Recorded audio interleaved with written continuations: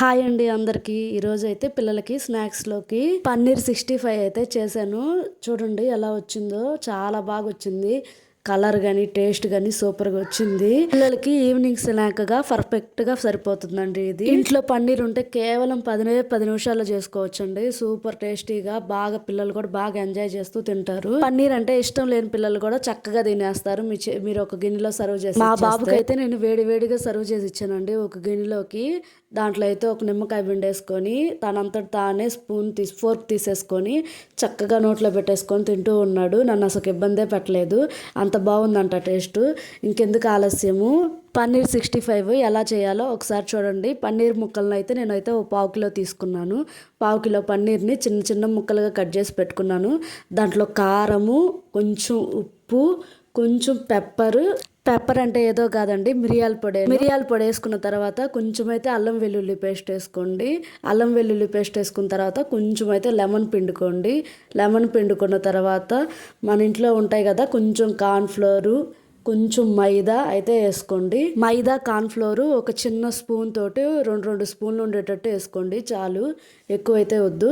దాన్ని కలుపుకోవడానికి కొంచెమే వాటర్ వేసుకోండి, ఎక్కువ అవసరం లేదు. కొంచెం వాటర్ వేసుకొని ఆ పన్నీర్ ముక్కల్ని జాగ్రత్తగా కలుపుకోండి, నిదానంగా కలుపుకోండి. ఎందుకంటే ఆ పన్నీర్ ముక్కలు మెత్తగా ఉంటాయి కాబట్టి ఇక కలపడం వల్ల ఆ ముక్కలు అనేవి ముద్ద అయిపోతాయి. అందుకని పన్నీర్ ముక్కల్ని కొంచెం జాగ్రత్తగా అయితే కలుపుకోండి. అవి పక్కన పెట్టేసుకొని బాండీ అయితే పెట్టేసుకోండి. బాండీలో కొంచెం పచ్చిమిర్చి అయితే వేసుకోండి. పచ్చిమిర్చి వేసుకున్న తర్వాత చిన్నులపాయలు ఉన్నాయి కదండి, అవి చిన్నులపాయలని చిన్న ముక్కలుగా కట్ చేసుకొని అయితే వేసుకోండి. అవి కొంచెం బాగా వేగనివ్వండి. పచ్చిమిరకాయలు, వెల్లుల్లి ముక్కలు అయితే బాగా వేగిన తర్వాత ఆనియన్ను చిన్న ముక్కలు అయితే కట్ చేసేసుకొని ఆనియన్ ముక్కలు కూడా దాంట్లో వేసేసుకోండి. ఆనియన్ ముక్కలు అయితే బాగా వేగనక్కర్లేదు, ఊరక మగ్గితే చాలు. ఆనియన్ ముక్కలు కొంచెం మగ్గిన తర్వాత దాంట్లో అయితే కొంచెం పసుపు అయితే వేసుకోండి.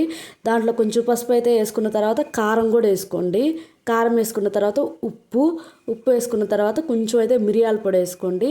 మిరియాల పొడి వేసిన తర్వాత కసూరి మేతి ఉండిద్ది కదండి, కసూరి మేతి, చికెన్ మసాలా, గరం మసాలా, ధనియాల పొడి అలాంటివి ఏమన్నా పొళ్ళు ఉంటే వేసేసుకోండి. ఆ పొడి వేసుకున్న తర్వాత కొంచెం పెరుగు అయితే ఒక 2 స్పూన్లు 3 స్పూన్లు పెరుగు అయితే వేసుకొని బాగా కలుపుకోండి. కొంచెం కలుపుకున్న తర్వాత దాంట్లో కొంచెం అయితే వాటర్ అయితే వేసుకోండి.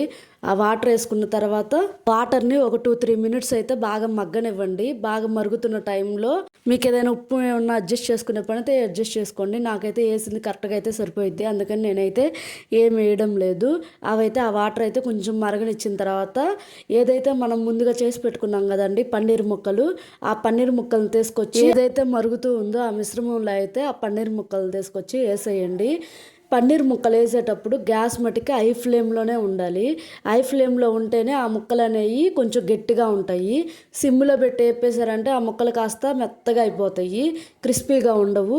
కాబట్టి గ్యాస్ అనేది హై ఫ్లేమ్లో పెట్టుకొని మాత్రమే ఆ పన్నీర్ ముక్కల్ని వేపుతూ ఉండండి. ఒక 2-3 మినిట్స్ వేపిన తర్వాత అంతా దగ్గరికి వచ్చేసిద్ది. తర్వాత మీ దగ్గర ఉన్న కొత్తిమీర, కరివేపాకు ఏదైనా ఉంటే వేసేసుకోండి. అలా కొత్తిమీర, కరివేపాకు వేసుకున్న తర్వాత ఒక గిన్నెలో అయితే సర్వ్ చేసేసుకోండి. ఒక్కసారి అయితే ట్రై చేయండి, మళ్ళీ మీరే చేసుకుంటారండి. సూపర్ ఉంది. బాయ్.